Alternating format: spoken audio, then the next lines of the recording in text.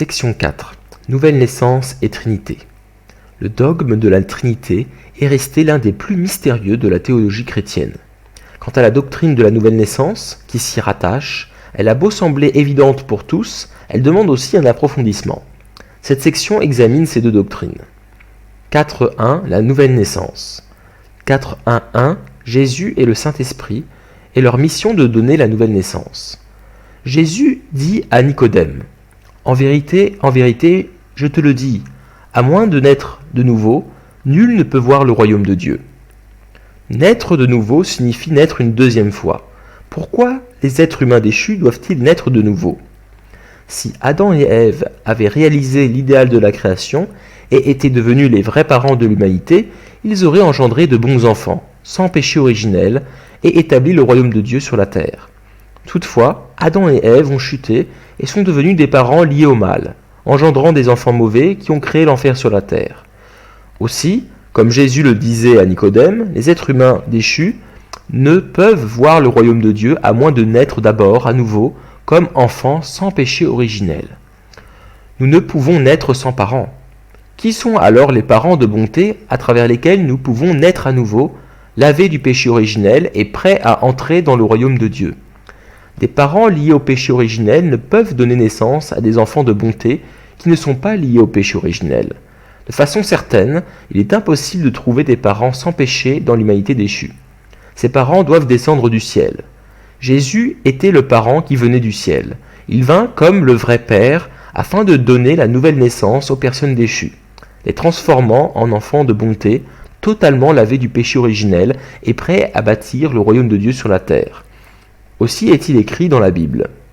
Dans sa grande miséricorde, il nous a engendrés de nouveau par la résurrection de Jésus-Christ d'entre les morts, pour une vivante espérance. Jésus vint comme le vrai Père qu'Adam n'avait pas su devenir. Pour cette raison, la Bible en parle comme du dernier Adam et du Père éternel. Toutefois, un père seul ne peut donner naissance à des enfants.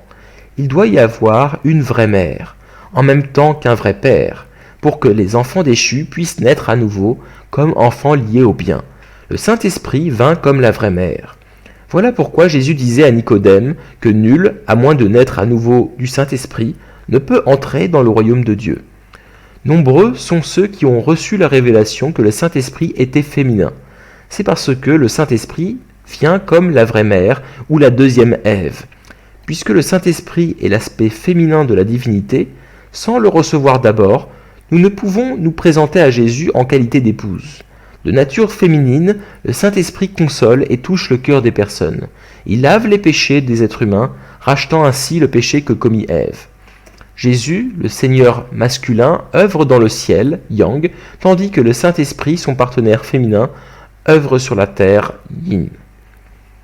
4.1.2. Jésus et le Saint-Esprit et les caractéristiques duales du Logos. Logos, en grec, signifie raison organisatrice ou verbe, parole. La Bible présente le Logos comme un partenaire objet de Dieu, engagé dans une relation mutuelle avec lui. Puisque Dieu, le partenaire sujet du Logos, existe avec des caractéristiques duales, le Logos, son partenaire objet, devrait aussi avoir des caractéristiques duales. Si le Logos ne comportait pas de caractéristiques duales, toutes les choses faites par lui en seraient dépourvues. Adam et Ève, les partenaires objets incarnés de Dieu en image, furent créés séparément à partir des caractéristiques duales du Logos. Si Adam, en tant qu'homme, avait réalisé l'idéal de la création et était devenu l'arbre de vie, et si Ève, en tant que femme représentée par l'arbre de la connaissance du bien et du mal, avait aussi réalisé l'idéal de la création, ils se seraient tenus ensemble dans la position de vrais parents du genre humain. Ils auraient accompli les 3 grandes bénédictions et établi le royaume de Dieu sur la terre. Au lieu de cela, parce qu'ils ont chuté, le monde est devenu un enfer terrestre. C'est pourquoi Jésus vint comme le deuxième Adam, le vrai père du genre humain, pour donner la nouvelle naissance aux personnes déchues, avec la mission symbolisée par l'arbre de vie. Si tel est le cas, la vraie mère de l'humanité, la deuxième Ève, n'aurait-elle pas dû venir aussi avec la mission symbolisée par l'arbre de la connaissance du bien et du mal ? Le Saint-Esprit vint comme la vraie mère pour donner la nouvelle naissance aux personnes déchues. 4.1.3. La nouvelle naissance spirituelle à travers Jésus et le Saint-Esprit. C'est l'amour des parents qui engendre une vie nouvelle. Quand inspirés par le Saint-Esprit, nous recevons Jésus comme Seigneur, nous accueillons l'amour des vrais parents spirituels, généré par l'action de donner et recevoir entre Jésus, le vrai Père spirituel, et le Saint-Esprit, la vraie Mère spirituelle. Par cet amour, une vie nouvelle est insufflée en nous, et nos esprits naissent à nouveau tels des nouveau-nés. C'est la nouvelle naissance spirituelle. Mais, comme les êtres humains ont chuté spirituellement et physiquement, nous devons être lavés du péché originel en renaissant tant spirituellement que physiquement. Le Christ doit donc revenir sur la terre pour offrir le salut physique à l'humanité par un processus de renaissance physique. 4.2. La Trinité.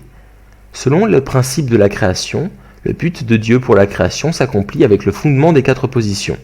Celui-ci prend forme quand l'action d'origine, division, union permet d'accomplir le but des 3 partenaires objets. Pour réaliser le but de la création, Jésus et le Saint-Esprit se tiennent devant Dieu en tant que partenaires objets qui manifestent distinctement les caractéristiques duales de Dieu. Ils s'unissent l'un à l'autre par l'action de donner et recevoir avec Dieu pour centre et forment un fondement de 4 positions. Dieu, Jésus et le Saint-Esprit ne font plus qu'un, et cette unité constitue la Trinité. À l'origine, par la création d'Adam et Ève, Dieu projetait de former une Trinité en les élevant au rang de vrais parents du genre humain, unis harmonieusement comme mari et femme avec Dieu pour centre dans un fondement de 4 positions. Si Adam et Ève n'avaient pas chuté, s'ils avaient formé cette Trinité avec Dieu, et s'ils étaient devenus les vrais parents capables d'engendrer de bons enfants, leurs descendants seraient également devenus de bons conjoints avec Dieu au centre de leur vie. Chaque couple aurait alors formé une Trinité avec Dieu. Le royaume de Dieu sur la terre, où s'accomplissent les 3 grandes bénédictions, aurait été réalisé à ce moment-là.